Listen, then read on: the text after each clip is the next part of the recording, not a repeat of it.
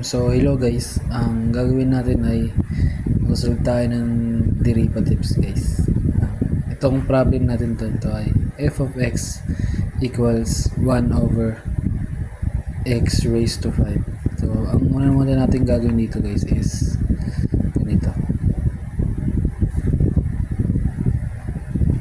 Ang gagawin natin dito ay syempre wala na tong 1 because i-apply natin dito ang constant rule. So ang matitira na lang ay x raised to minus 5, negative 5 kasi siya na lang yung natira, nasa denominator siya.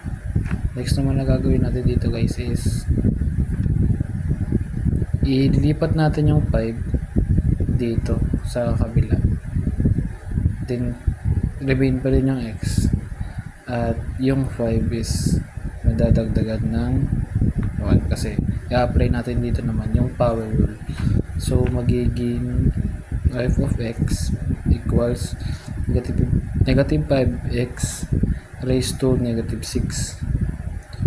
So dito lang guys is yung igagawin lang natin dito is f of x equals 5 negative 5 over negative x raised to 6. Ganun lang din siya guys kasi tataas lang natin yung 5, parehas lang naman siyang negative. So yun lang.